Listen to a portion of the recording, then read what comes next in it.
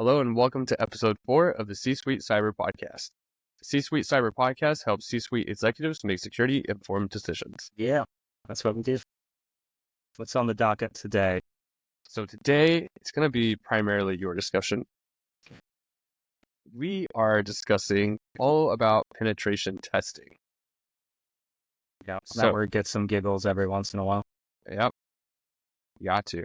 We got quite a bit of content to cover. Should be relatively familiar to use, considering the fact that you run a penetration testing company. But I think there's some valuable information that people could use, and we're a pretty good source of information if I do say so myself. So let's get into it. We'll dish all the dirt, all the industry dirt. Yeah.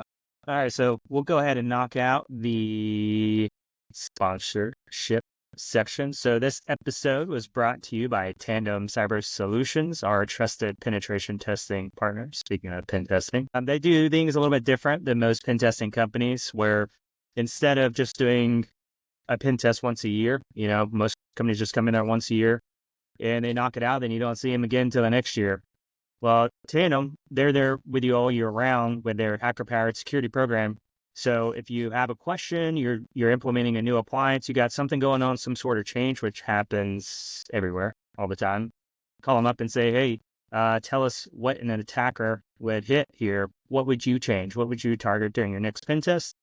And they can have that conversation and help you fix that issue before it becomes a real problem. But for more information, check out tandemcybersolutions.com/C-Suite-Cyber and let them know we sent you there and get your free consultation. All right, let's get started, man. Link in the description. Link in the description. That's right. All right. So first and foremost, we need to cover what actually is a penetration test. I think a lot of times it's OffSec or offensive security in general. It's kind of got a mystic aura to it, right? Like everyone wants to go to that. That's kind of the sexy side of security. We've seen both sides, both have their adventures, both have their downfalls. But what actually is a penetration test? Yeah, it's not a vulnerability scan. That tends to be a big confusing point. So you'll see some people that sell a vulnerability scan as a penetration test. But the difference is, well, there's really three components there that get misidentified. You have vulnerability scan, like going from lowest sophistication to highest. You have the vulnerability scan, which is you just have software that's automatically looking for out-of-date other software and then misconfigurations.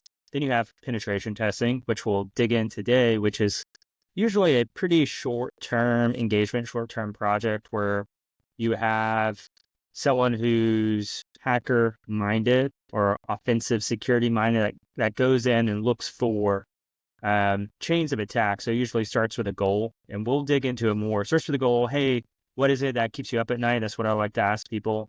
And that's usually your target.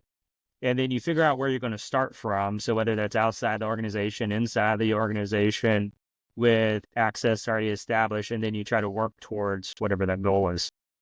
So pretty short term, it's taken advantage and actually doing exploitation, which a vulnerability scan does not actually do any exploitation. And then you have red teaming. So that's just the highest, most sophisticated portion of offensive security, which are very long-term engagements.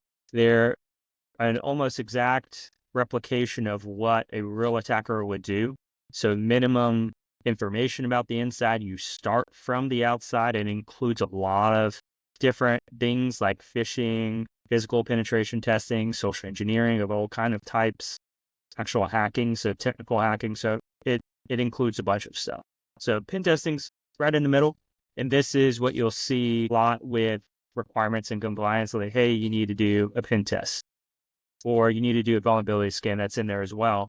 You don't typically see red teaming or adversarial. Some people like to call it adversarial assessments as a requirement. Yeah, so I think we should back up real quick just because we've mentioned it several times, and I know we covered it in our previous episode. Yeah, so exploitation and vulnerability, break down what each of those are actually referring to. Yeah, so exploitation, so you have a vulnerability, so you have a weakness somewhere on your network. So it could be like if you have a door, the vulnerability could be that it's unlocked. You don't have a lock on it. So the vulnerability is that. Then the exploit would be actually going in and opening the door, like just turning the doorknob, which is a very simplified example, but it's pretty realistic if you just switch that to cybersecurity and digital. That's really what it is. Exploitation is just that. And a lot of times you'll see that it's someone has prepared like a program or a bit of code that'll actually do the exploitation. And that is a lot of times what it is for a vulnerability out there. Hey, boom, it could be, we were talking about VPNs. We've talked about all kind of stuff. Gosh, I'm trying to think of like, what's a good recent vulnerability? VPNs have been getting hit up pretty bad lately. Yeah. Really, all I can think of is like Avanti and Fortinet, because those were the really prevalent ones recently. So it could be like an example could be, we'll say Avanti, and I don't know if this is what the latest one is. I hadn't read the report, but it could be you have this bit of code and it allows you just to log in as any user on the VPN. And so you run that code, boom, now you're inside the network without having to do anything. That is your vulnerability. That is your exploitation, is the act of taking advantage of that vulnerability and landing into the company. There you go. There's a good example. There you go. Cool. All right. So you also mentioned kind of an assumed breach scenario versus being truly external and then trying to get in. So real quick, just break down why each of those have their advantages. Yeah, I guess we can talk about all the different facets, and I'd like to hear your opinion too, because I'm kind of, I guess you could say I'm pretty close to the topic, so it could be a little bit different of a perspective for me. But really, yeah, so when you start scoping out a pen test, that's what it's called when we start planning it. So I engage with a client, they say, hey, Mike, I need to get a pen test for whatever reason. And then we start talking, okay, so you want a pen test. What are your reasons behind this? Do you have to meet any sort of compliance? Are you doing it as part of like a maturity thing? You're just trying to get better. And if that's the case, what is it that you're trying to defend? What is your, what's your treasure, that you're trying to protect here? And so that's what we look at. And so based off of what they're trying to protect, then we'll talk about what is we'll ask them about the risk. So a lot of times when we're a mature company, have a really good understanding of what the risks are to the organization. And so we want to design a pen test that keeps the risks in mind, and then also has a good understanding of what is going to have the most operational impact if it were compromised. So between those two, we'll decide where to start. Now, to actually answer your question, now that I kind of rope-a-doped that one and talked around it, but I just want to kind of establish a baseline here. You have a few different options. So you can start from the internet, which is what a lot of people like to do because it sounds sexy. It sounds like, all right, I want you to be a real attacker. So start from the outside with no access. Cool. There's some pros and cons. One of the things we didn't talk about is, or kind of very touched on, is pen tests are time limited. Typically, we're looking at a week, 1 to 2 weeks, but for most organizations we work with, it's a week. So we don't have a lot of time. We don't want to waste time on things that aren't going to provide a ton of value and they're just going to eat up hours. Right. So we want to provide as much benefit in the time allotted as possible. So on the outside, what we'll typically do is we like to do a phased approach. So we'll start from the outside, look for any obvious issues. We'll try to do some password guessing, look for elite credentials if they're out there. And then we try to work our way in through whatever their email provider is, if it's Microsoft or Google, or their VPN, if we can find them VPN. Those are the two big ways we'll get in if we're not doing social engineering, which we typically don't. I don't find it super valuable to include that as part of the pen test because it eats up a ton of hours. Like I said, you don't get a ton of benefit. You may as well just do a phishing simulation company instead because it's way cheaper. It's way cheaper than me spending weeks designing something that's going to get around the antivirus, going to get through the email filters, all that crap, whatever. All right. So that's one way. So we start from the outside. And then we also typically like to do a rogue device where we'll send out a laptop and they'll plug it into their internal network on a common subnet or a common section of the network. So it could be the same network that like their internal employees are on typically. So like a regular office, they may just plug it into a cubicle. That's typically what we have them do. Or we'll have them plug it into a network closet just to keep it out the way so no one messes with it and shuts it off or whatever. And the benefits of that is that it's from the perspective of if an attacker got in here, plugged in a device, what could they do? So we may not have any credentials, or we may have credentials. Most of the time we don't. And we just try to see what we can do. So we can do some poisoning attacks and a bunch of stuff like that. We can go into later if you want, but that's one scenario. And then one that some other places do, and I have done, but I rarely do it, is we'll have them execute a payload to get a connection to a C2 server. And the benefits of that is you're starting from the perspective that a user was phished and they executed something on the network that they shouldn't have. And so that's the perspective you're starting with. The downsides of that is you're starting on a system and you're having to fight a lot of security tools for everything, and it eats up time.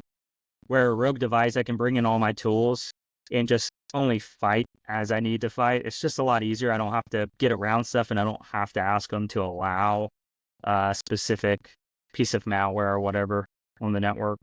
So there's pros and cons of all the different ways you can start, but it's something you should discuss with your vendor to figure out what is the best scenario, what's going to give you the most benefit for whatever your concern happens to be. And remember, as a customer who is purchasing a penetration test, you're paying for hours.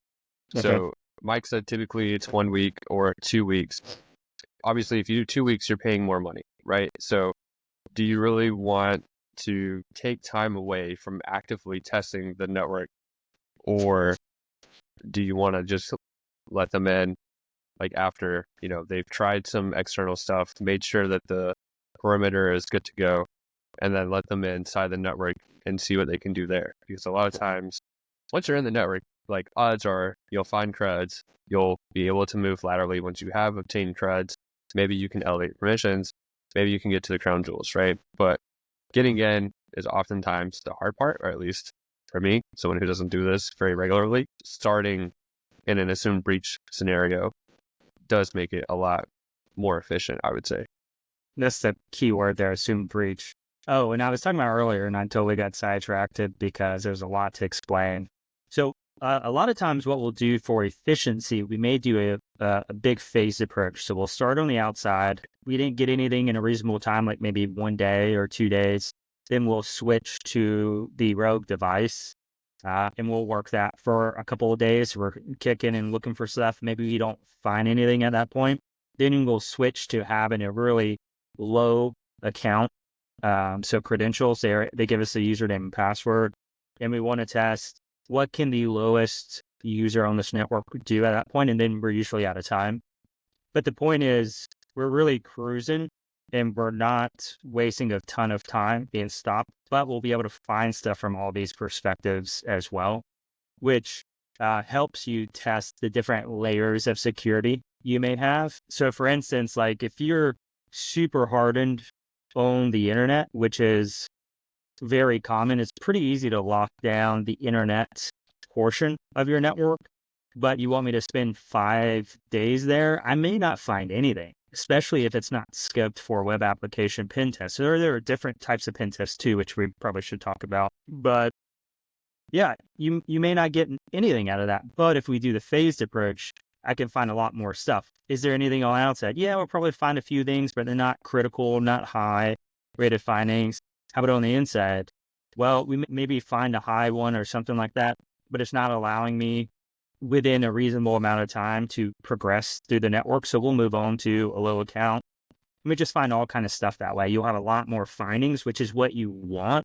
There's this really bad misconception out there with some clients where they don't want any findings. Yes, you do. Otherwise, you're not getting what you paid for. You want findings. It sucks. You're going to have to explain them away during your board meeting, but you can say, hey, no, this is expected. If you want me to mature our security program, you want this thing to get better, we need good people to find stuff, and we need to make those improvements. And each year we need to be doing that. If our vendor's not finding anything, we need to find a new vendor that can find stuff, or we need to reconsider how we're doing the testing. One of the two. Yeah, you definitely don't want to get compromised because you have a multi-year patch that's missing. And that'll be a lot more difficult conversation to have rather than, oh, we need to pay X amount of dollars for a penetration test. And then these were the results that we got. So now we have a to-do list essentially to cover those areas that have been identified. Yeah. We'll talk about later. I think it's on our list of stuff is when do you need one? And we'll get into talking about maturity because for me, I don't think everyone needs a pen test. I think you need to be at a certain maturity level before it even makes sense, unless there's I like to think about internal and external pressures, but we'll talk about that later. One thing we forgot to do last podcast, man, so we forgot to introduce ourselves. They should know us by now. Yeah, well, they say you should introduce yourself to all your new people. So why don't you go first? We'll do that in the middle this time, and we'll try to remember next time to introduce at the beginning. Well, I'm Anthony Jirouschek or AJ. You'll probably hear both. I was a threat hunter in the Air Force and then went to a large organization, did threat hunting very briefly, built up some chaos testing, built Purple Team, and then now I do threat detection and automated alert validation. Fun stuff. Yeah, my name is Mike Small. I do, well, I guess where I started from.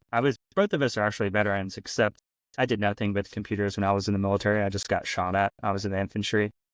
Jumped out of planes. Like a real man. Yeah, manly stuff. Now I sit in front of a computer all day in the air conditioner. It's amazing. Great. I love it. Yeah, great. So I started in the Department of Veteran Affairs as an intern, then made my way into the SOC. Then I went into pen testing, and then I went back into the SOC, did malware analysis, forensics, incident response, then did some more pen testing, and then I ended up doing Purple Team stuff, writing malware, playing with ransomware, learning how to do all kind of stuff, get better at writing code. And yeah, I do pen testing too now as well.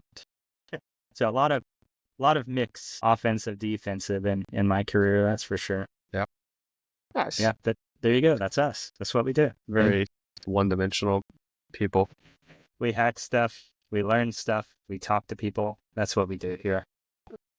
Yeah. All right. So let's talk about frameworks. What frameworks do we have to worry about with pen testing? I mean, to be honest, I only know 2 out of these 3. So, and I don't know what the acronyms are.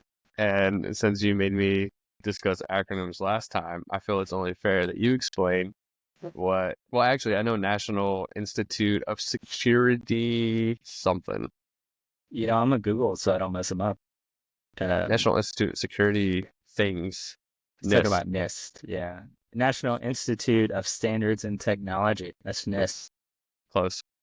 OWASP is Open Web Application Security Project, which is really geared towards web app pen testing more than anything.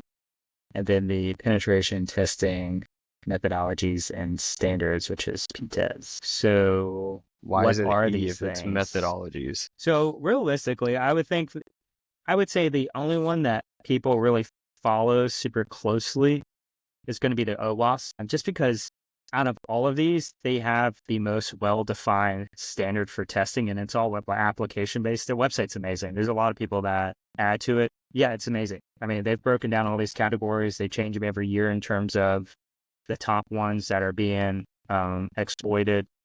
Lots of really good stuff there. They even give you sample snippets that you can use to do some of your testing, bypasses, and things like that. Very, very, very well developed. The other 2, I would say, are more generalized. So OWASP is actually giving you technical details on how to do stuff, where these other ones are just general guidelines of how to go about your testing. So a standard method, if you will. And if you've done any major, as a pen tester, if you've done any major certification that requires hands-on testing during an exam, you learn this inside and out, like the methodology. And really it's like, hey, I'm gonna do some discovery or some reconnaissance, which means I'm looking at my target, trying to figure out what's there, what I can do. Then I'm gonna get into my initial foothold, which is how do I actually get on my first system where I can run commands. You're gonna get into persistence, is how do I stay here and not get kicked out. then move over to lateral movement. Okay, what else can I find in here in the environment and move to? Sometimes exfiltration. We don't always do that in pen testing. That's more of a red teaming thing, unless that's a particular concern. I have done that. Just it's not common that they necessarily care about that. And yeah, I think those. Did I miss one? I think that's it. I think that's all the major pieces. But these other, there's just pages and pages talking about the mindset of how to do the testing, what types of things should be included, a lot of reporting stuff as well as in here, how to convey the results to your client, what should be included. So like for us, when we do a pen test at Tandem, we do multiple sections in a report. And the idea behind that is you want everyone that is going to be affected by this report to be able to understand what's going on. So for instance, we have the executive summary, and that's for your executive types, which this podcast is for, right? Where they can see all the charts and they can see at a high level, what's the impact here? How many criticals do we have? How many highs? Out of all these things here, what's the most important that I really need to care about? What's going to have the most impact on operations? That's the executive summary. That's for them. And then you have the technical details down there after that. And this is for your network engineers, your IT folks, whoever is going to be involved in fixing and planning to reduce the risk of whatever this is. So like all of our findings, for instance, have a solution. This is a recommended solution of how to fix this problem. It's usually the industry standard fix. But one of the things I like to say is the debrief is to have a discussion over those solution recommendations. I don't have all the insight that the IT team or whoever would have. So let's talk about it. This standard fix isn't going to work. Let's brainstorm some better ideas. Like a hospital is a good example where you may say, apply a patch. And you can't do that in a hospital for most of their equipment. It invalidates it. It gets it out of compliance, and it's got to go all the way back through this audit thing. So they never do that. So a fix for them may be to put it on an isolated network that can't talk out or other things can't talk to it. That would be a non-standard fix for their case. And then we always provide exactly how we did an attack. So we don't hide anything. And that's if they want to go back and retest. If they don't want us to retest, they could download the tool and do it themselves. I give them the command. I tell them, give them a link to the tool, all that stuff. I don't hide anything. Some companies do. I don't care. Go here, check my work. So, yeah. Yeah, I think that's also a distinction between red team and other offensive security teams in general is like red team typically won't expose exactly what they executed or how they did something. They like to keep that close to the chest because maybe it could be reused. Maybe it's not necessarily the code itself, right? But it's the actual like technique that they utilized to implement the code. I will say, like, having worked with Tandem, obviously, as on the customer side, the discussion in the readout phase was really important, and we were able to kind of not push back, but like, obviously, like you said, you don't have the entire context. Mm-hmm. So I was working for the customer this time and knew more information than what Mike had. Mike had his recommendations. Hey, this was the finding. Here's what I recommend, blah, blah. And then we talked it out with the service provider, as well as me acting as like the security consultant. And we were like, actually, this isn't really that important because we know the context for the organization, which is important. Contextualize whatever finding you get, contextualize your risk. And so while it was a valid finding, right, like Mike found an issue, it actually wasn't that big of an issue because we knew the context behind what was found. And so the severity was dropped, right? Like it wasn't as high. So that's something, if your readout isn't involving, if you do have a service provider, if you do have someone who is quote unquote doing security for you, whether it's one person shop or whatever, definitely have them in the room. They can save you time, save you money. That's a big one, right? Also, some of these things, especially if you're an O365 shop, sometimes you're going to be restricted based on your tier of subscription. So we've seen multiple times now in at least two clients I've seen, right?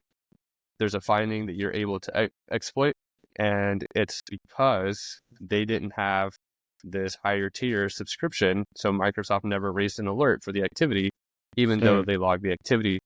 And I think the last time was a successful login. So obviously the company is not where Mike is located.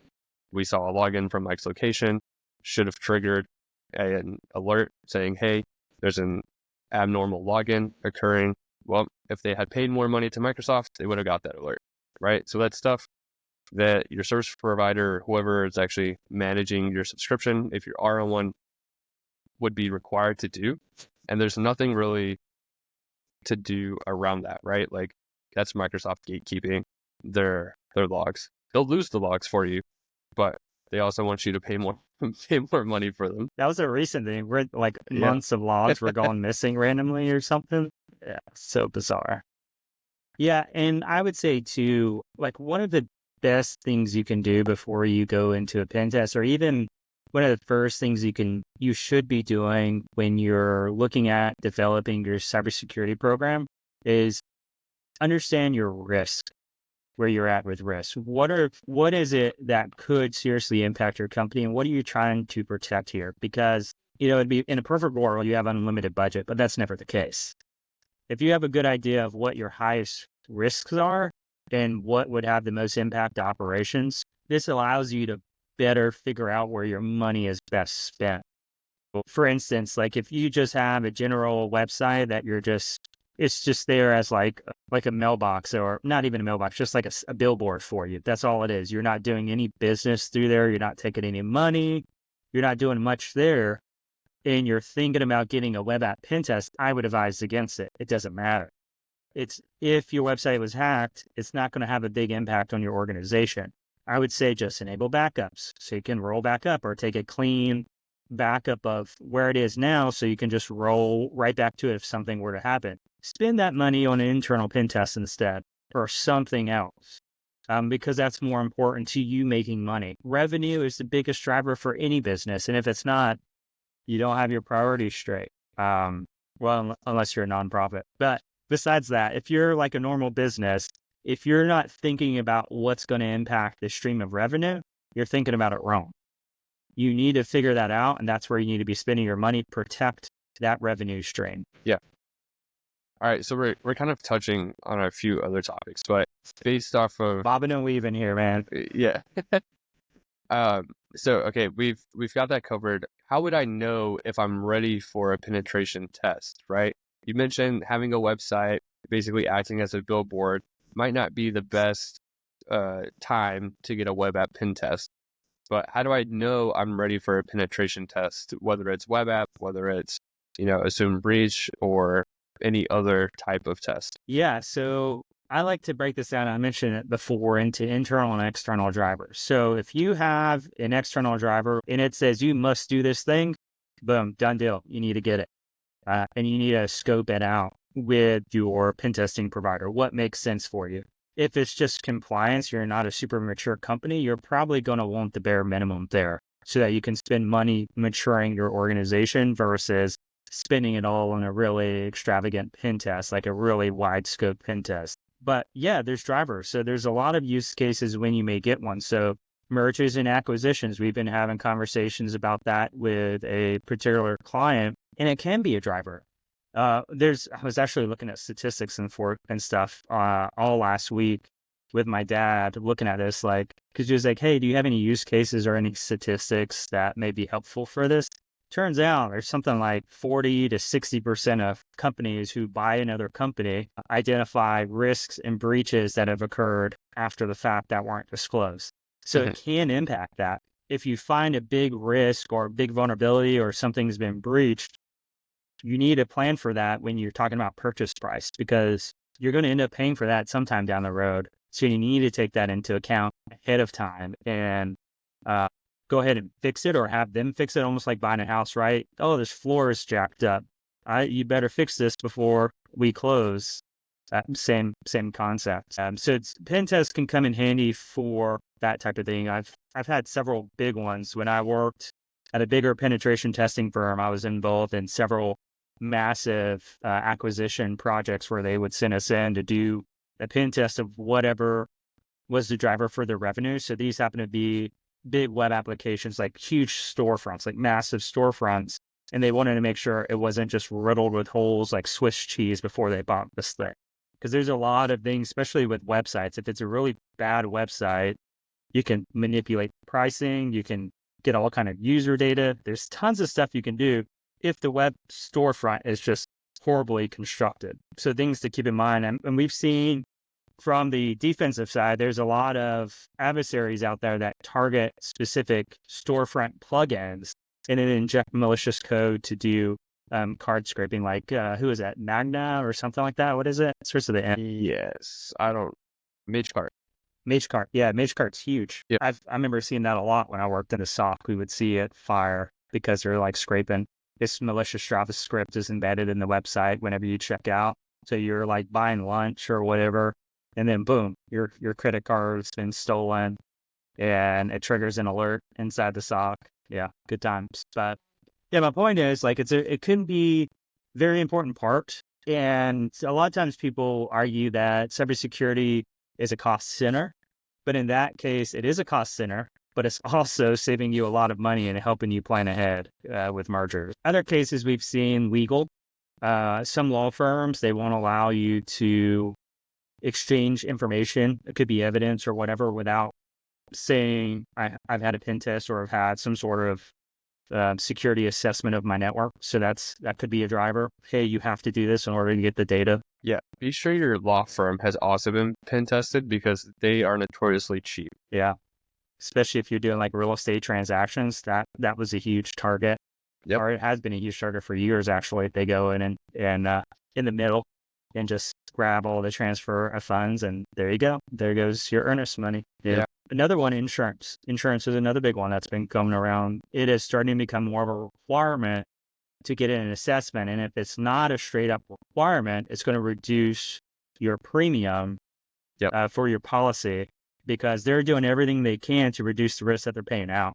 So having a good pen test is a big risk reduction, among other things, for organizations as well. Yeah, I think there's another side to touch on, right? So you mentioned kind of a lot of external factors, but also you briefly touched on maturity earlier on, right? So yeah, talk about maturity. If you don't have any security posture, if you don't have alerts being reviewed 24/7, whether that's in-house or an MDR, a managed detection and response, then odds are you're not going to get anything out of the penetration test, right? Like it's pretty open. Sure, you might find holes, but like, of course you have holes because you didn't know that anything was going on. There's a level of maturity that needs to be in place. And I obviously don't do penetration testing that often. But you don't you put a lock on your door because you have valuables inside. You don't want to just leave your door open and say, hey, let me know what you find. Like, of course they're going to find stuff. That's a terrible analogy, but I think it kind of highlights the issue, right? Like, if you have no posture, no people, I've seen a lot of places where the security team, quote unquote, might be a single individual who just uses Google for everything. I've gone into companies where they still have a password binder, and that was in 2022. Yeah. Some of those were also local admin passwords. Like, it's bad. There were sticky notes with passwords on specific desktops. Under the keyboard? Have you seen those? Those are No, fun. not even under the keyboard. One of them was a SCADA system, and the password was on the monitor. And we walked into the facility because we came in through the back door. If they're a digital attacker, they're not going to see it. But they're still physical people. So, anyways. I'm not condoning this. I'm just giving them grief here, just to let you should never have your passwords sitting out in the open, period. Like, that is not okay. So I'm just goofing off here, but yeah. Also, outside of the maturity and stuff, right? You need to make sure that once you get findings back, because you will get findings, you need to make sure that you have the capacity, and it might not be this year, but that you have the capacity to follow up, right? You don't want to do a pen test to check a box and then not actually remediate anything. some penetration testing companies are going to give you a bad report. It'll be a vulnerability scan. It'll be a bunch of pictures of the vulnerabilities, what could happen, but they didn't actually exploit anything. And also, you need a good vendor, because some of these companies, they just want your money, right? They don't care about you as a company. They don't care about your employees or your customers. They want your money. So talk to a vendor, ask them if you're ready. And if you're not sure, ask us, reach out to us. We'll give you an answer, a straight up answer. Because this is one of those areas where it's very easy to fall prey to a vendor, right? Pen tests are, I mean, they're not like $10 and then go test my environment, right? Like they cost some money. Other vendors are going to be super expensive compared to some other companies, and they might provide you a lesser quality of work. So you just need to make sure that you're doing your due diligence, protecting yourself, protecting your customers. And another thing that we haven't really touched on, but I'm going to add it here, you need to know that they're not going to share your information with other people, which should not be an issue. However, Mike's mentioned looking at some platforms where they're not multi-tenant, meaning that everyone's data from the penetration tests, as in how to exploit your company, is just commingled with other companies' data. Now, it doesn't mean that those companies can access your data, but it does mean that it's all stored in one place. So if someone were to gain access, they could then gain access into your company's vulnerabilities. Yeah, you're screwed if it does get hacked. Risk. There's a risk there. Yeah. One of the things I do want to go back to, because I think this is a great conversation, because I think we have slightly different views on it. So I think this is fantastic for the podcast. So when is a company mature enough to get a pen test? I think you were saying some stuff I didn't necessarily agree with, but just cool. Because there's a whole array, and it just usually stems from just our perspectives we come from. Mm-hmm. So give me a list of things that you think should be in place before a company should consider getting a pen test, if we're just looking at maturity. So take compliance out of the question. We're just looking at strictly, they're trying to just get better at security. What should they have going on first? I think if you're not using a service provider, you should still be like, ideally not all on-prem. Maybe that works for your company. I think a lot of companies don't necessarily work very well on-prem. There's a large cost to actually running server blades and all that jazz. If you are on the cloud, probably have a service provider or someone who's actually, managing your environment for you. I definitely think having some type of MDR would be best. Just seeing like recent local organizations, right? Like the college who got breached didn't have an MDR, and they're state sponsored. Or at least as far as I know, they didn't have an MDR. I could be incorrect.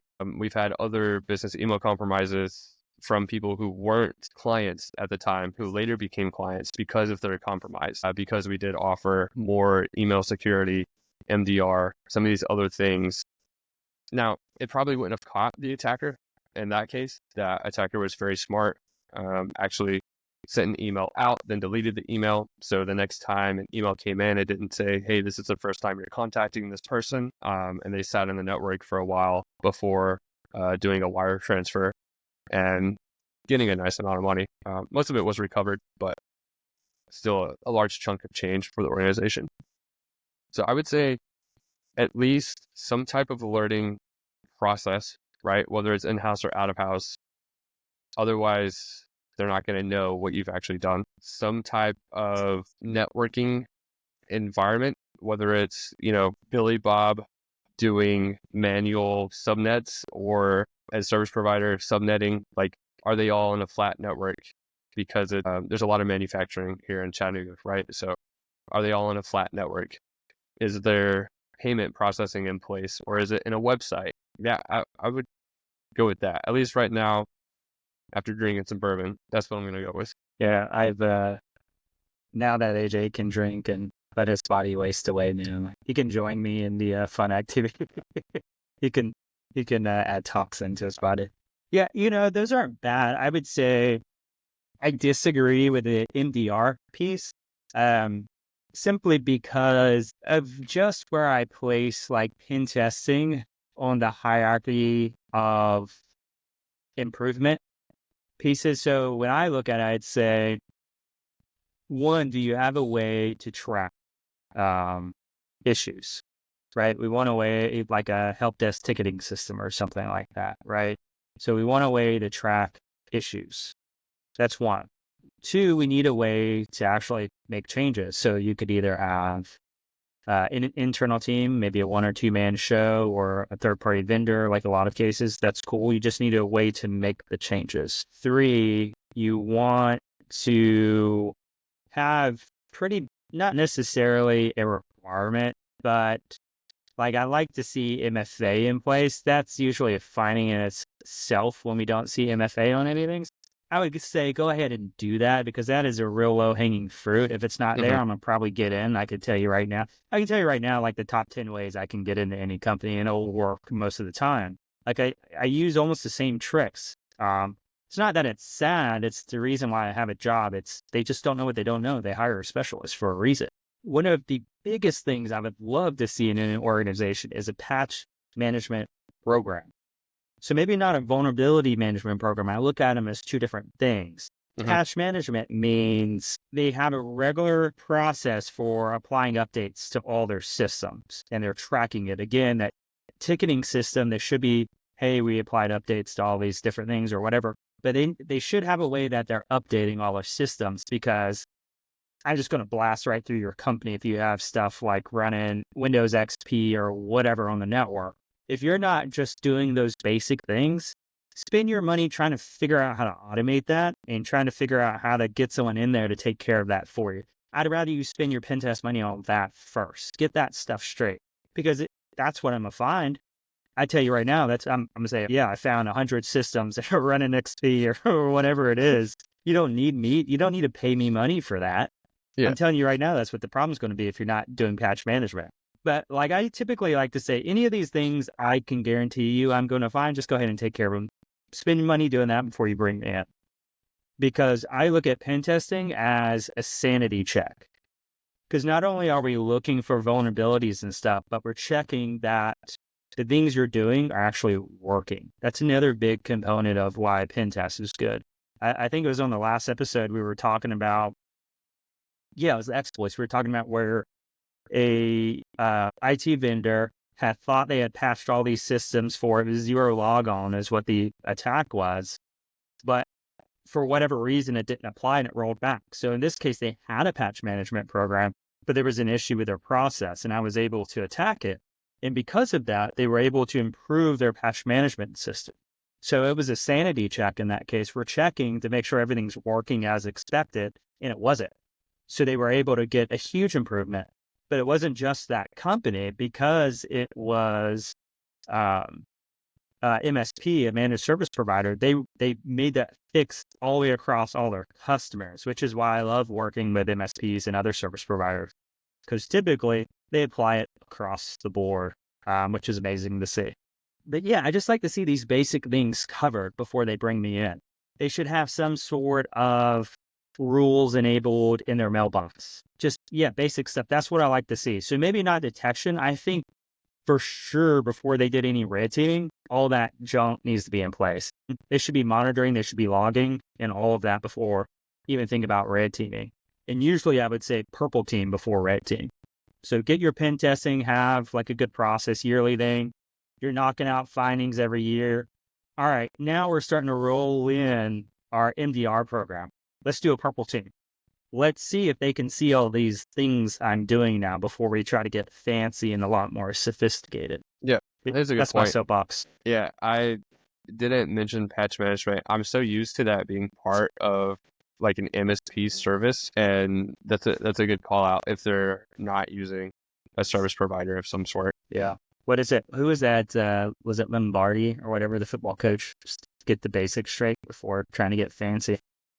You could just quote Bill Belichick and do your damn job. Oh, yeah, that's it. There you go. Yeah, cool. I think we've kind of covered why I would want a penetration test.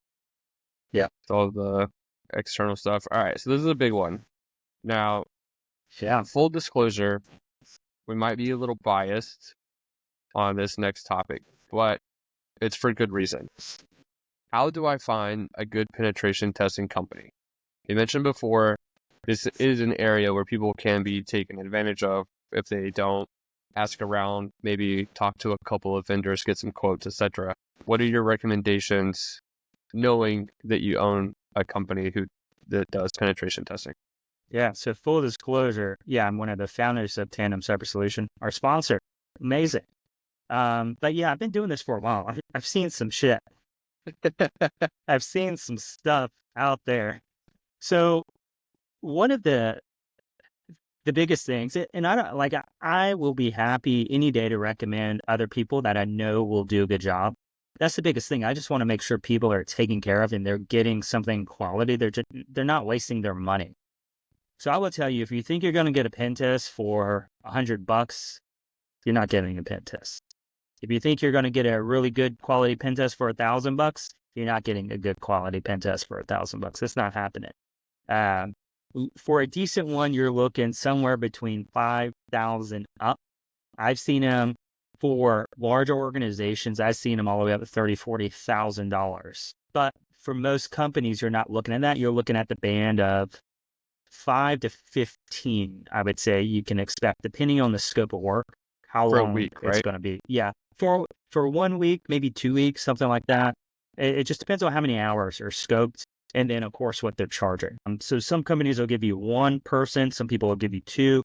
At Tandem, we always have two people. So my dad and I run the company. We founded the company together. We just enjoy hacking. So we always hop on there together and just hack away because that's what we like to do instead of playing video games. We do security. I know, very odd, but that's what we do. But what you really want to do is think about it as a job interview. I would say you want to make sure a couple of things. One, you want to make sure the company is reputable. So there's a bunch of things you could do wrong as a company that could put your client at risk. So you talked about before where they're commingling all their data and it's exposed to the internet. So now if someone hacks it, all that stuff could potentially be compromised. So obviously I won't tell you exactly what we do, but we don't expose our stuff to the internet like that for a reason. We want to protect it. Another thing you want to do is make sure your actual consultant is qualified to do the work. I was telling AJ earlier, like I've seen some funny stuff, like the web application is being done by a junior pen tester by himself. Makes no sense. Web application pen testing is so specialized. It's so difficult to do well. So are you getting something quality? No, probably not. They're probably not finding anything. I've also seen where companies they'll offload some of that work. So if they offer like MDR services and penetration testing services, and they don't have enough MDR work, they may say, okay, MDR consultant, go do pen testing. They don't have an OSCP. They don't have hardly any experience. And so the quality of work you're going to get is going to suck. So one of the things, and I just did a video on actually for Tandem, is how to look at your consultant and determine if they're good enough to do the work, because you're gonna pay what you're gonna get. I didn't say that right. What's the phrase? You get what You you know what pay I'm trying to for. say. Yeah, you get what you pay for. There you go. I don't know how to speak English tonight. But yeah, so say, hey, give me the resume of this consultant. Let me see for myself if this is someone I would actually want to do for my work. And some things you can look at could be, what certifications do they want? And you want a certification that has had a hands-on exam, like they actually had to do a pen test to pass the exam. And it's not easy. So like OSCP is a hacker high school diploma. It's a big one. Very, very difficult. Most people don't pass on the first try. And it is pretty much a pen test. You have 24 hours to do a pen test. And so I like this one because if you don't know what you're doing, if you don't have your pen test methodology, which we talked about earlier, down to a science, you're not passing. There's no way you can do it in 24 hours. Another call out, it's another pen test company. I'll go ahead and say their name, but TCM.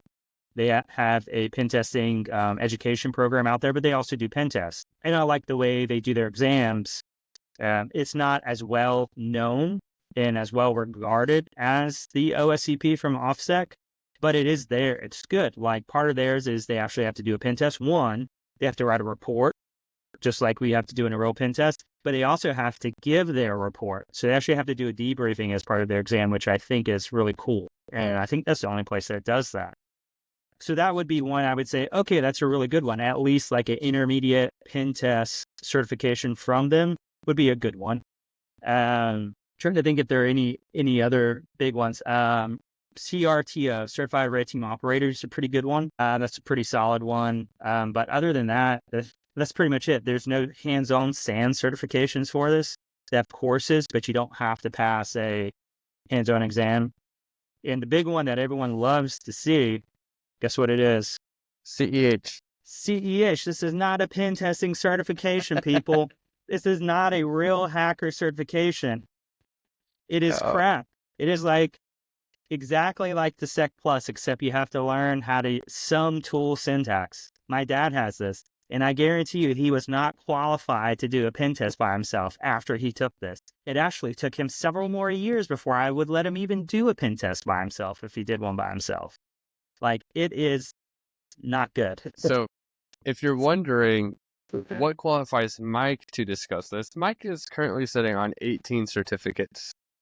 So if you would like to see all of Mike's certificates, you can go to Tandem's webpage and the About Us, and you can see this fancy list of acronyms behind his name.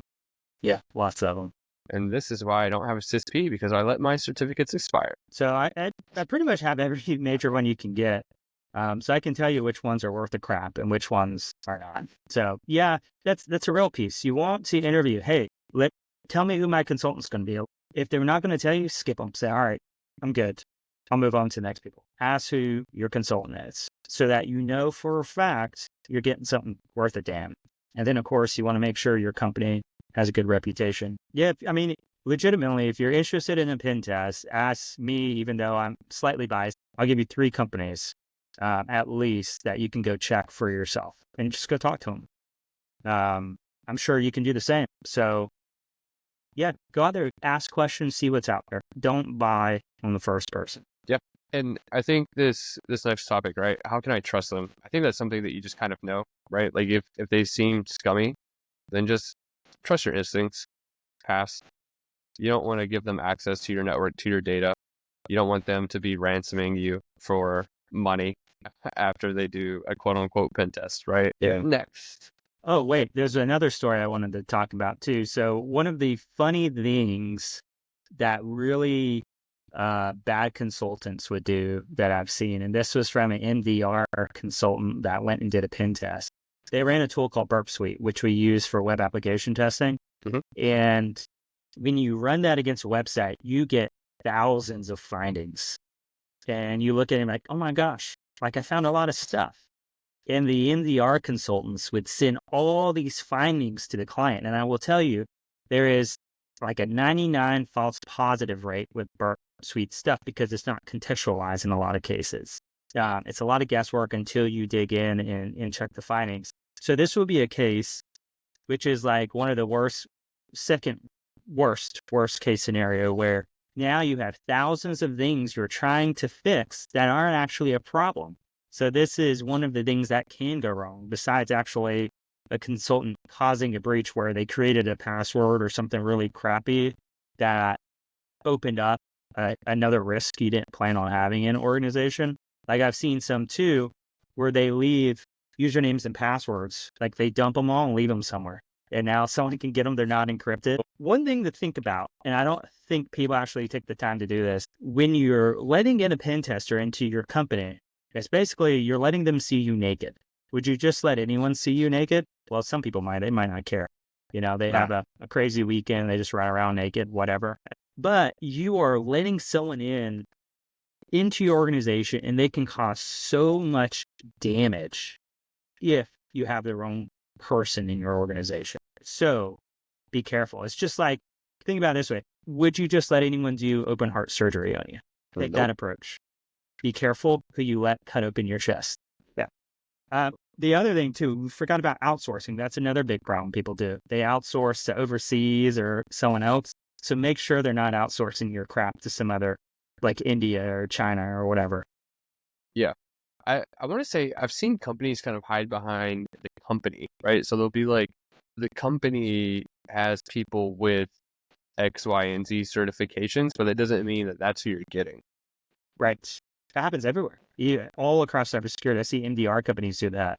Hey, we have 1,000 certifications, but the person you have may have Sec Plus or Yeah. something Yeah. stupid. Well, Sec Plus is great foundational. It's not good for everything, though. You don't want someone with a Sec Plus doing your pen test. Yeah, they hide behind that. Or, we've been in a case where we've had other companies outsource to us, which is cool. You just need to make sure they're outsourcing to a quality company, because some people offer it, but and it's just part of the model. But you again, you just want to see that resume, who's actually doing the work, so that you can say, okay, we're good.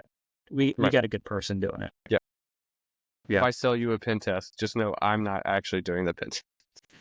Why don't you talk about the dangers of outsourcing pen test? I bet you have some good stories. Outsourcing it overseas, not just outsourcing. No, I don't have any experience in that, actually. You have any? Oh, I thought you might have some good stories, like insider threat or some No, crazy stuff like that. no, really the only story I have is the company that I did a pen test on with someone more experienced. But we went in, did our stuff, got everything that we were looking for. Also, the place that had the passwords on sticky notes, and we walked in through the back door. But they brought us their previous penetration test report. And in there, like I said, a lot of it was vulnerability scans. One of the findings was the Wi-Fi password is contained in rocku.txt. And for those of you who might be unfamiliar, rocku.txt at that time was a large word list. Now it is a massive word list with like billions of passwords, I think. It's something ridiculous. But basically, it's a giant word list, right? So if you're trying to crack a password, it'll hash it, check the hash to see if it matches the password that is being expected on whatever you're connecting to. The issue with this is, although it was a somewhat unique password, in my opinion, it was in this word list. All we needed to achieve our goals on the network was the Wi-Fi password, because they were completely open. So when I say completely open, I mean there was no segmentation. They had open SMB shares. I was able to pivot anywhere I wanted to through SMB. I was able to obtain credentials, customer information, admin into their website, dump payment information, not like full credit cards, but customer address, blah blah blah. And this was a utility company, government funded company, so this was a big deal. And we went to their second location, same situation, right? Completely open, same stuff. They had backups, read the backups, could see customer notes. One of my favorite, so I will share this. One of my favorite notes from one of the backups that I read said, "So-and-so called again. I think he's on meth." That's amazing. Yeah. So, there's all kinds of stuff. And mind you, I think that note was from the 90s. And we were there in like 2021. So there's no reason to maintain that information that long. So nothing overseas. I'm sure it happens. I'm sure people are selling a penetration test, going to Fiverr or Workup or Upwork and looking for penetration tester and then selling to them, pocketing 80% of the cost and paying somebody in another country. And it's good money for them in that country, but Yeah, probably. the risk is too high. Don't do it. Yeah, we looked at doing like Upwork to see if there's like any like business opportunities on it. And like people are like, oh, we want a pen test for like $500. Yeah, get out of here. Yeah. I'll look at one device. You get what you pay for. There you go. I said it correctly. That sounds. Attaboy. Yeah, I'm learning today. And I'm the one drinking bourbon. You're drinking summer shandy over there. Yeah, it's about wintertime. It's time to switch to some porters and stouts. There you go. All right. Next up on the agenda, what is the difference between a service provider in a test. Yeah. What does that even mean? I didn't know what you were asking there. So, okay, I'll take this one then. Yeah, this is you, bro.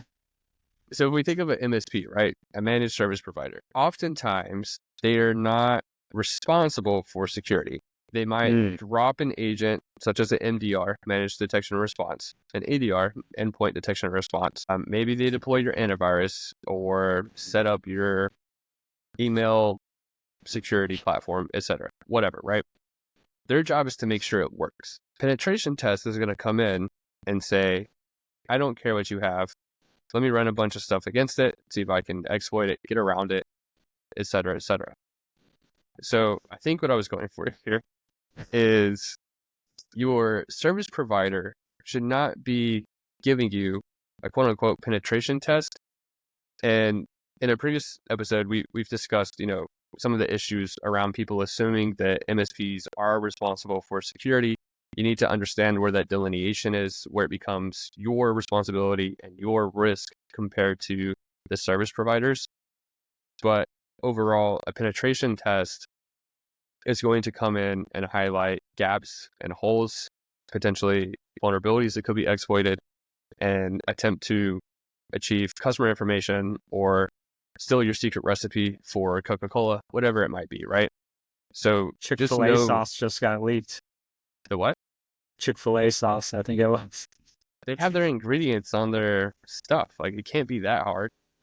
I'm just saying. Okay. Dangerous world out there when your Chick-fil-A sauce gets leaked.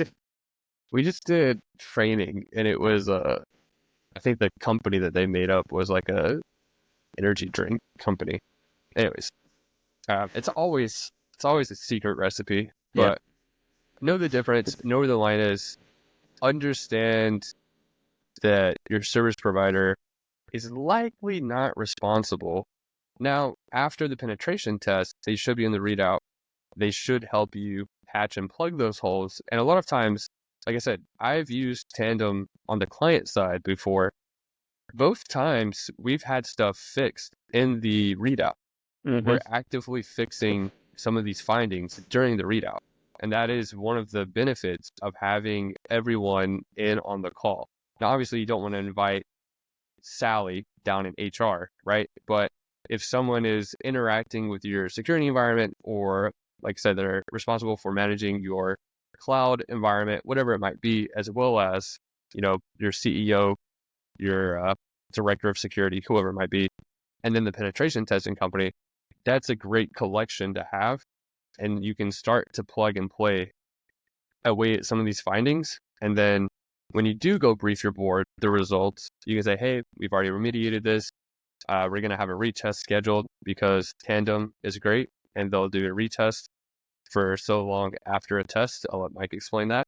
And they'll come back and validate that that piece has actually been remediated and that you're not missing another component that would allow them to get back in. Yep. Yeah. So just to kind of define what a retest is. So we typically give clients 30 days to fix stuff. And if they fix it within that time frame, they can say, hey, Mike, can you just double check that our fix actually works? So sanity check again and let us know. And so what we'll do is, because we're so good at documenting what we did in the attack, we'll just run that same command again with the same tool. And if it works, obviously the fix didn't work and we need to have another conversation, hop on the call and be like, hey, this is what we're finding. It didn't fix. So, what exactly did you do? Let's see if we can figure it out. If it didn't work, then your fix worked and you're good to go. So that's kind of what a retest is. And typically we'll give them options. Sometimes they just want to do it themselves because, maybe their patch cycle is a little bit longer than that. Or we have a conversation up front like, hey, can we extend this out? Probably. It just depends on what type of assessment it is. One of the things that you were touching on is that it is teamwork, and you're talking about everyone's kind of lane that they're in. So every portion of your team has a specialty, and you have to keep that in mind in cybersecurity. Even though I have all these certifications and I know a lot of stuff, AJ knows a lot of stuff, there's certain areas that we don't know. And we'll rely on each other for that information. AJ will call me up and ask me stuff, and I'll call him up and ask him stuff. Just how it is. We all have certain things that we'll stay in for whatever reason. but that's how your team is. Your MDR team should be there to make sure you have good visibility and they can react to stuff. But they may not understand how you were able to do the exploitation or what exactly the architecture is. And so you need the network guy in there, maybe your IT guy in there to explain, well, you were able to do that because we have the network set up in this certain way, or we have this configuration on the system. But you want to have all those people in there so you can figure out what the actual root cause of the problem is. And one thing I wanted to point out, that call where they fix stuff in the call, that was legit the first time that's ever happened to me. Like, shout out to Wire. That was the first time I've ever had someone actually fix stuff while I'm on the call in a debriefing. Usually it's like a week or two later. They're like, hey, I fixed this thing. Can you test it? They're like, oh, yeah, we're good now. It's fixed. Done, done, done, done, done, done, done. I was like, what? Yeah. I was Yeah, surprised my client did it as well. yeah, insane. I love seeing that. I love people who are actively engaged in. I love it. Like, I will do all kind of stuff for you if you're actually engaged in your security process, because it doesn't happen very often, believe it or not. I've Yeah. had 3 or 4 years in a row where it's the same exact findings. They never patch. And I'm like, okay, whatever, And then I've had people who they're struggling, but they're trying really hard. And I'll sit there and have a lot of conversations with them to try to explain and make sure they're doing what they have to, but they're invested. So now I'm invested, Right. It's crazy. Like, you pay all this money, you don't really care. Those are the people that check the box. I'm just doing this because I need a report for compliance. Yep. Yeah. Drives me nuts. That's why I say, like, I actually changed one of our things for Tandem for companies who are serious about security. Because Nice. that's who I like to work with. So I changed it. Yeah.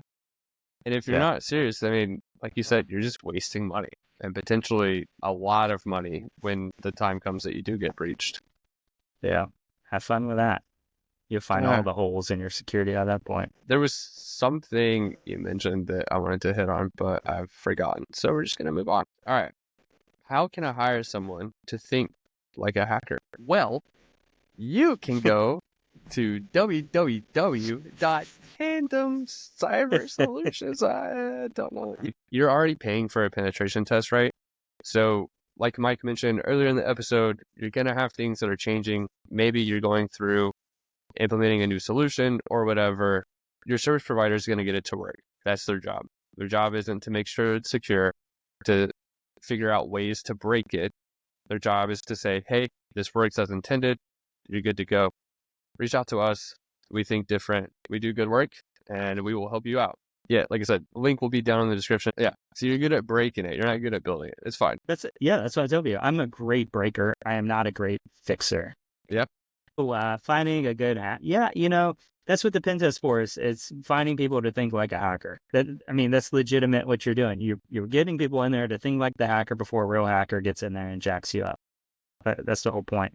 And that's really like we started that new service this year, the hacker powered security program, for that reason, where, you don't involve your security specialists as much as you should in an environment. And it's just because it's not really available for you. But whenever you're building stuff, especially if it has a big impact on your operations, you want that. And I think what a lot of big enterprise level organizations do well is they involve their offensive security teams. So they usually have like 20 hackers, and they can say, hey, give me your web guy. We're building this website. I want them to take a peek at this. Or we're standing up this new network, or we're acquiring a new client and we need to merge our networks. Or not a client, but acquiring a new company and we're merging merging assets. We need this to be pen tested. But smaller companies can't do that. Smaller companies are just go, go, go, go. And it usually doesn't take a lot. It could be, hey, let's just get on a call. Let's talk about how this thing's being architected, what types of tools, what types of things are being put in place. How would you break this thing? What are the common issues that you see with this thing? Okay, great. We just need you for an hour. There's no reason for me to pay $100,000 to $200,000 a year in salary plus benefits for a full-time pen tester when I just need you for an hour, a handful of hours a year. So anyways, I guess I'm pitching the company a little bit, but that's why we did that, for that reason. You want them in there multiple times a year instead of that one time for a week. Yeah. And just to give you guys an example, right? So my last engagement with Tandem as a client, Mike found an issue with a third-party service. My client was a organization that didn't want to be out in the public, we'll say. And Mike found an IDOR, which is it insecure or indirect? No, indirect object reference. Indirect. Yeah. Sound it And out. IDOR. yeah, thanks. So basically, he was able to modify a portion of the URL, and their application was so nice that you didn't even have to have the correct front piece of the URL, as long as you knew the end, which was like 6 characters, I think. You could enumerate any page of theirs, and they were particular to the specific industry that my client is in. And so Mike was able to pull previous events. And with that, obviously, if you're not wanting to be out in the public and someone's able to identify where you're going to be, if they're able to identify future events, then you run into some physical security issues, potentially digital security issues, right? So that was a finding that wasn't on the client themselves, but a third party. And then the third party tried to argue with Mike saying it didn't exist, which was ridiculous. But that's something like they went back and were like, hey, what recommendations do you have? If they're not going to fix this, what should we do? Why do we actually care about this, right?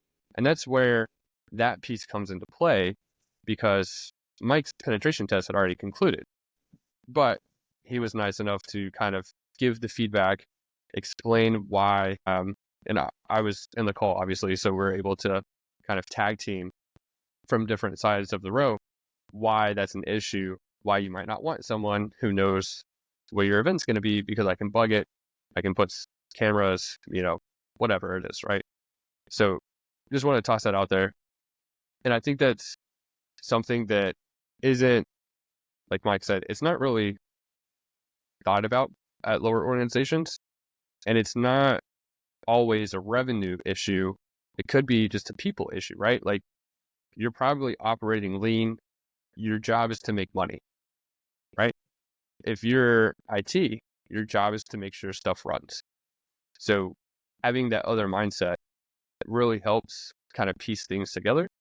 Yeah, I think a lot of like our stuff we find comes out of curiosity and then checking assumptions, because a lot of people just go through things, through their job, through whatever, with a lot of assumptions, and they never validate those assumptions. And a lot of things we find end up being that people overlooked it because they just assumed it worked this way, or assumed that this was also occurring.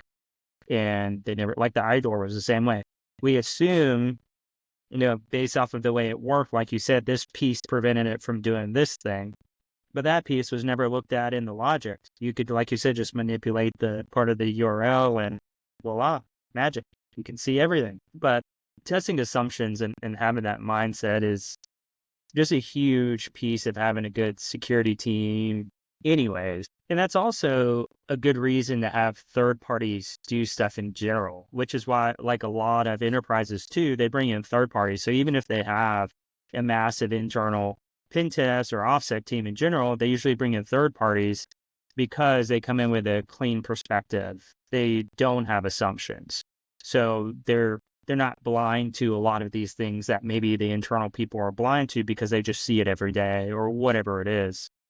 So that's a good reason to have this third party, even if you can afford to have your own internal team. Yeah, I'm smirking because like sometimes leadership doesn't want to listen to the people who are in the day-to-day operations. And sometimes it takes someone with a 3 or 4 letter name to come in and say, hey, this is wrong with your organization. And we're like, oh no, our hair's on fire. Well, that's why I tell people too in the scoping, like, what do you care about? Is there any project you're trying to push through that we can validate and check for you? So it could be these CIOs trying to get more money for something. They know it's a problem, but they don't have any, I guess, like a ton of evidence to help support that. So like, hey, can you really put a lot more time on this thing to show us all the vulnerabilities so I can take this to the CEO or whoever, or the VP, to approve our funding for this thing? we're not like, you can look at it as stacking the deck a little bit. Yeah, which we are, but it is a valid concern. And maybe it's not. Maybe you tell me to look at this thing, you think it's bad, and I don't see anything wrong with it. So you could be like, okay, woof, good. I saved a bunch of money and we found these other things instead that we need to spend our budget on. But yeah, figure it out. It could help you make your case by having a pen tester come in and target a specific thing for you or spend a lot more time on it. It can help you make a case to get more money or get a project pushed through. Like you were talking about. That's what I was just flowing off of. Yeah. Sometimes you can bring them in to kind of push your narrative, right? Also, if you're... Dang, don't say it like that. That makes it sound bad. Hey, you can bring them in to push your narrative. No, man, we're supporting and we're validating concern. No, I'm talking about I know like what you're talking about. I'm audit just messing, firms. but Yeah, sorry. To be clear, not talking about us. it's only wrong when other people do it. Okay, no, I'm kidding. Hey, man, what was I going to say? Distracting. Yes, you're a failure. You ruined my train of thought. You're welcome. What? Didn't even know what he's talking about. Why did you do that? Scroll moments. Yeah. Well, that's what happens when you ruin someone's train of thought, man. I don't appreciate it. It I can really cut hurts my all feelings. this shit out. No biggie. I think this is what I'm gonna say. I'm not sure. Anyways, the last like 3 minutes are gonna cut. So there have been a few times where I've gone into organizations, right, where the people in the day-to-day operations might express issues that they are able to see because they experience them on a regular cadence. And sometimes leadership doesn't listen. Similar to MFA being enabled, sometimes leadership says, I don't like this extra step that I have to go copy a code and paste it in here. I don't want MFA enabled. Well, they're the ones who get compromised. But there's been a few times, at least, that I've observed where the penetration test or audit, whoever, is actually coming back and displaying the results, a lot of it has been brought up by individuals, and this is true in smaller organizations as well, where you have a 1 to 2 person IT shop, we'll call it, and they've brought up issues. Hey, this needs to be more secure because of XYZ, right? And they're like, we don't care. Like, we're not really worried about that. Well, then stuff happens, and the recommendation from the penetration test or from the audit company, whoever it is this should be secure because XYZ. And then they're like, we should really implement that. And then the person feels like they're not heard because they're not. And then it's like, what am I doing here? Right? Like, why am I giving you my time and effort if you're not going to listen to me? So that can be the flip side. Because they pay you. Sorry? Because they pay you. Yeah, that's fair. Sometimes I don't pay you enough, though. Let's be honest.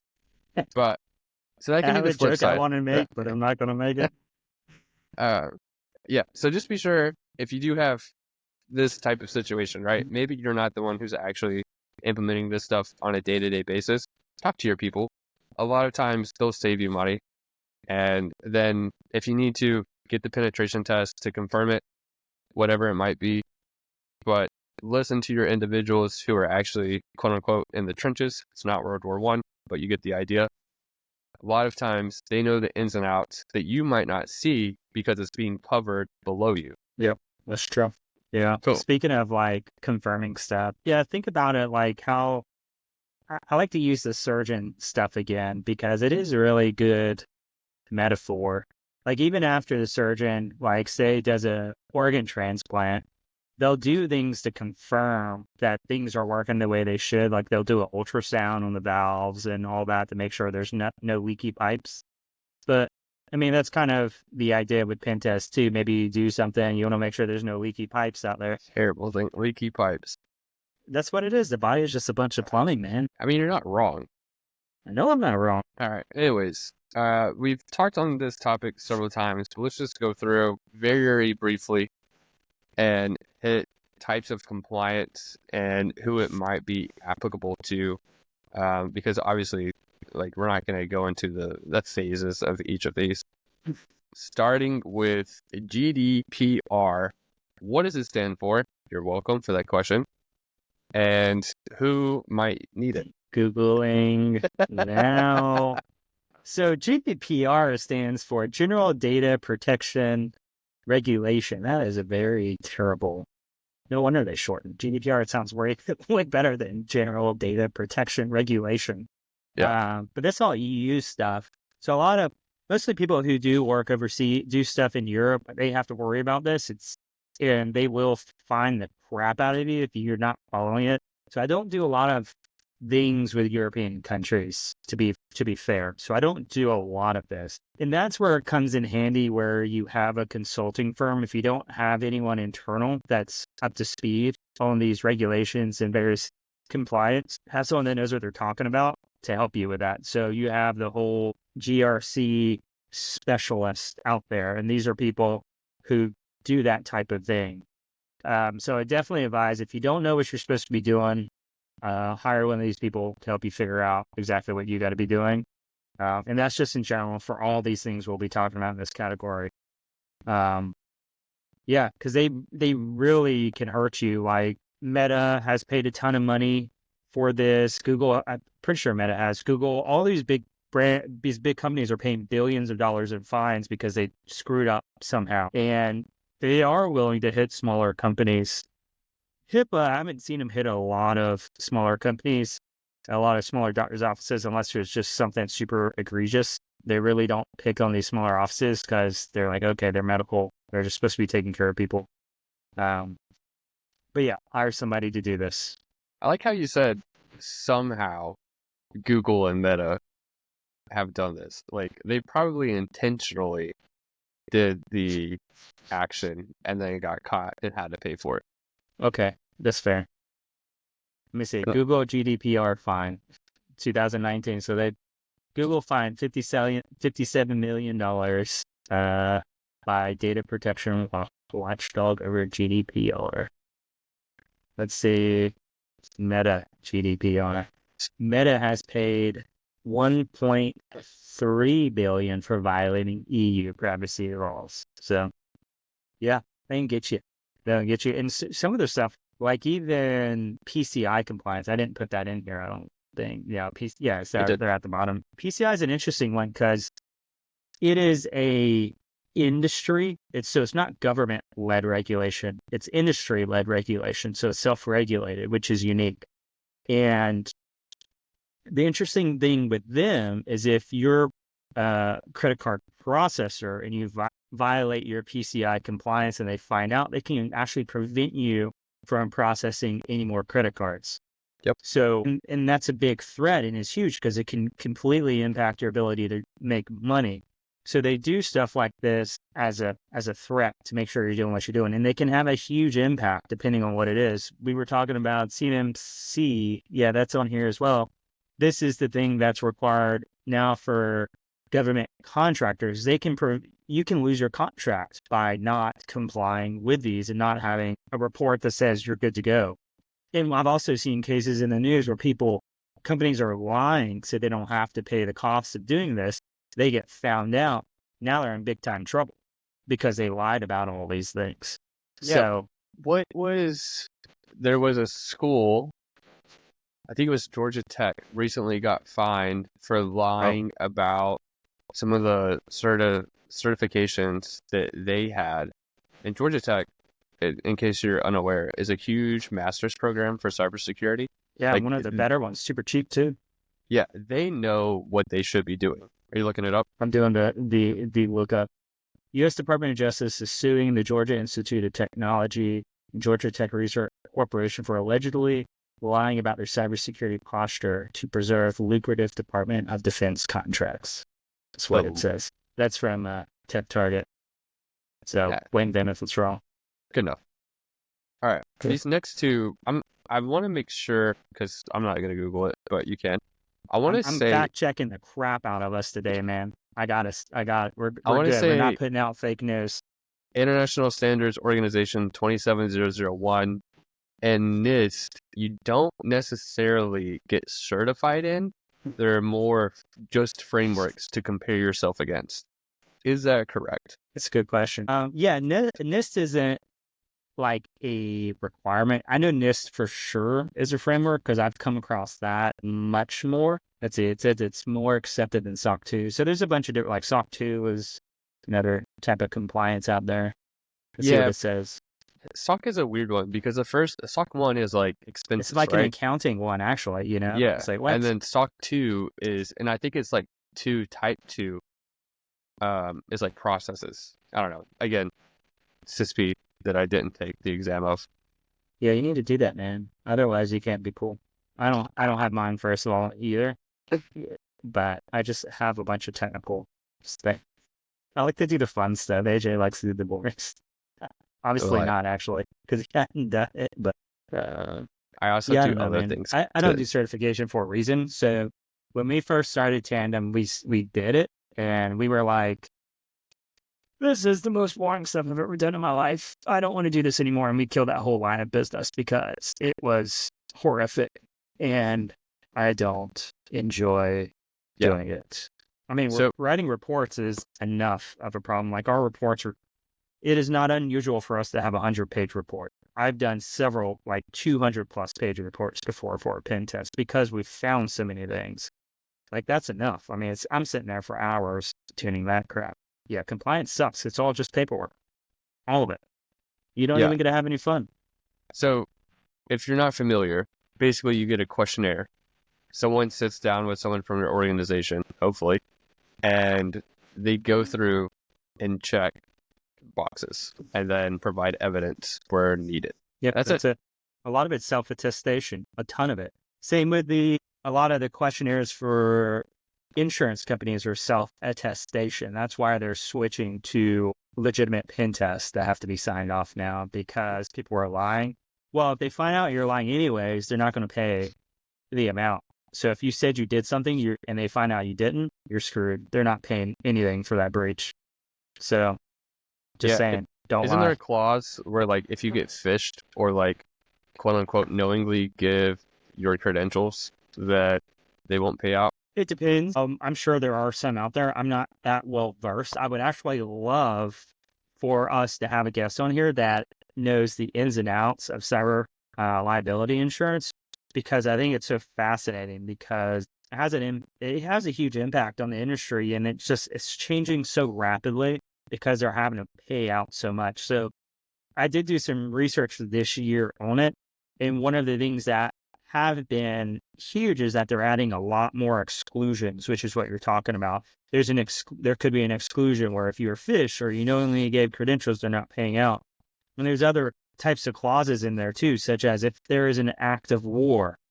And we've talked about this before on the podcast, where if the U.S. says this is Russia, that could be considered an act of war, and they're not paying it out. So stuff like NotPetya or any of those state-sponsored type ransomware campaigns or big breaches like SolarWinds. I don't know whatever happened with that fallout. I don't know if they ever said for sure it was Russia, but if the U.S. did, that could be a good argument for them to say we're not paying this because the U.S. has confirmed it's Russia. It was an act of war against all these companies. So too bad. Yeah, I'm sure it says suspected. But yeah, so here's a call out. If you're really, really good with cyber liability insurance, like you're an agent or you own a company that does this, I'd love to have you on here. I have so many questions for you. So hit us up LinkedIn or hit us up in the contact. Yep. One thing we haven't talked about, which is something that I've seen, or an industry rather, that I've seen brush off penetration testing is auto dealers. And last year, Yeah. the FTC released a rule basically saying if you collect information on more than 5,000 customers, now mind you, anyone who submits an application would be deemed a customer because they have your information. So it's not we sell 5,000 cars, it's we have 5,000 people submit applications for credit or whatever it might be. They are required by the FTC to get a penetration test, have a written incident response plan, and annual reporting to their board of directors. Do you know Now, what this is called, this requirement? I remember you talking about it earlier.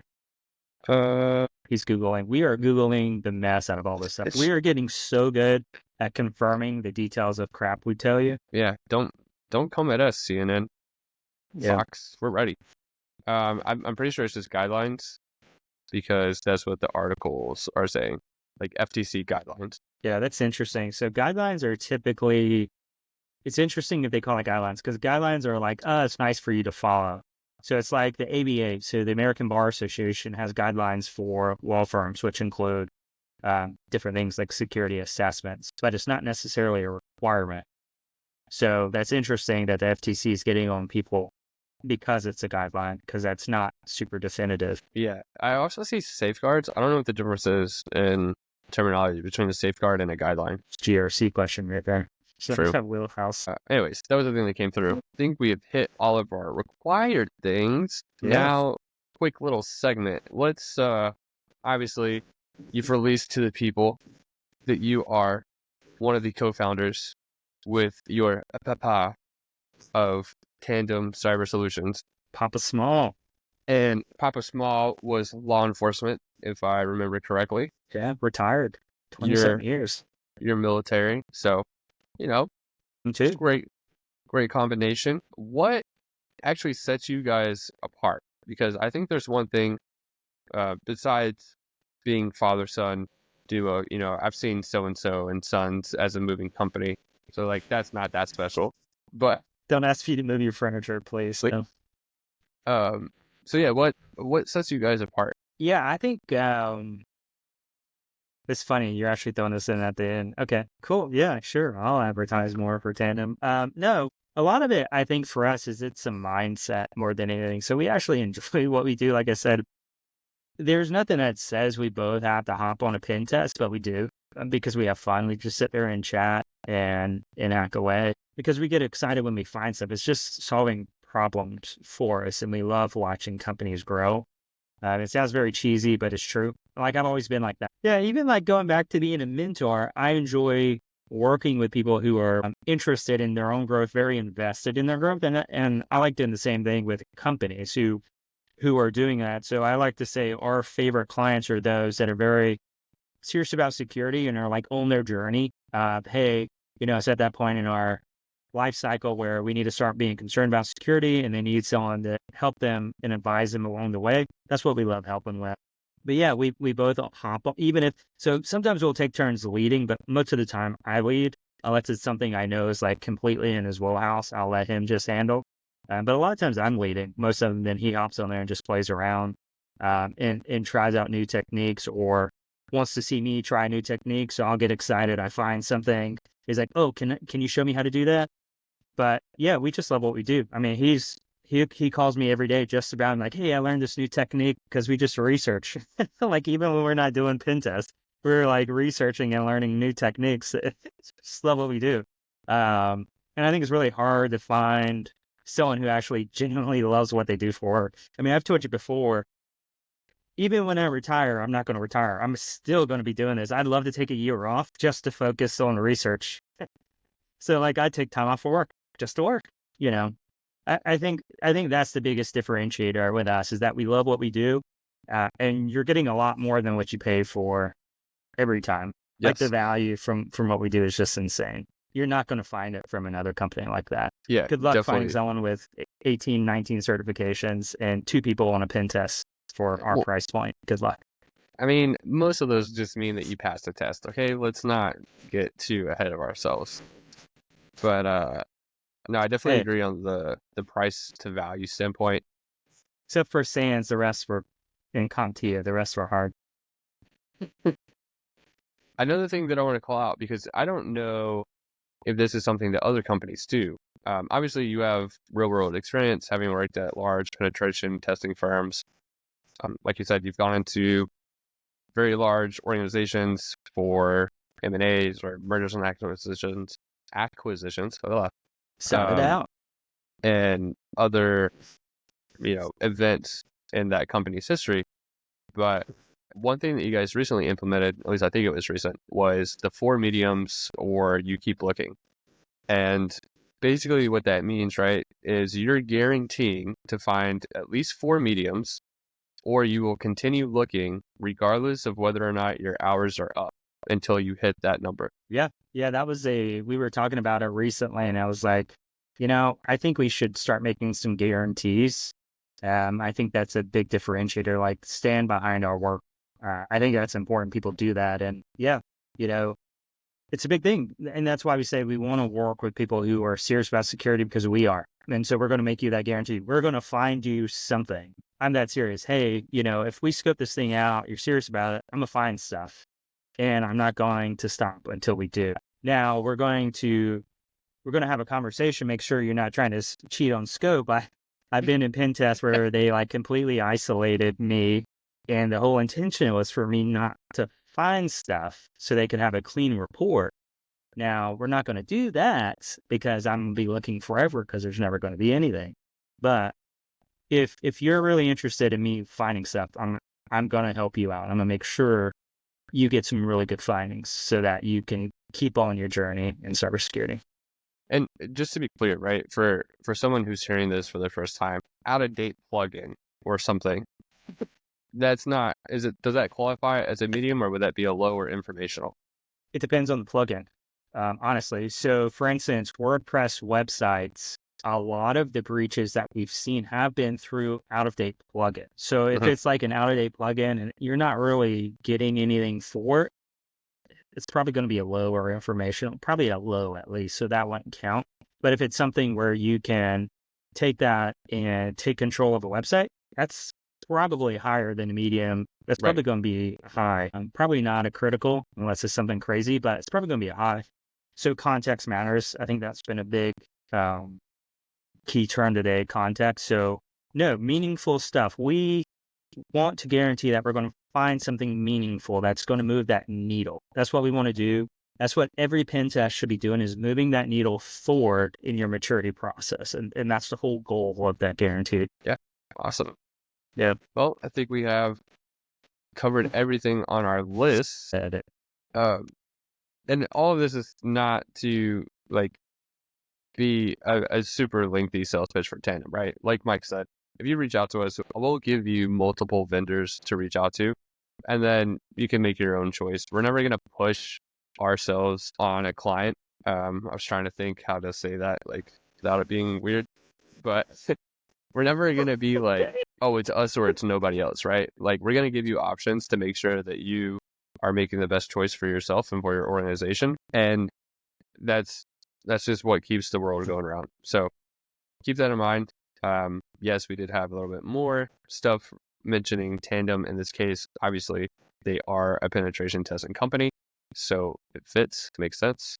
Mm-hmm. But that's all I got. Mike, you got anything else to add?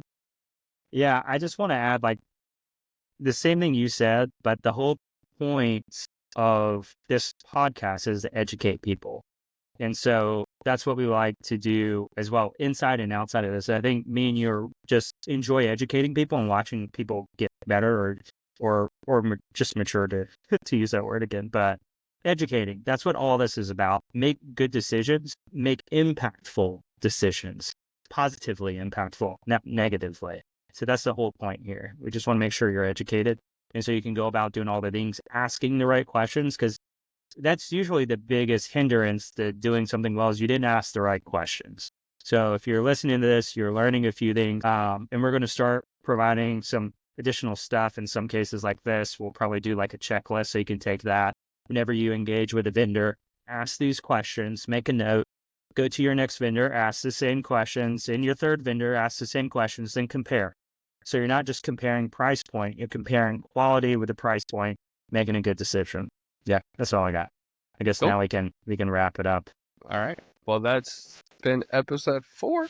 Don't know why my voice went like that, but we appreciate it. We topped his voice out today. Oh no! Sound like Mickey Mouse.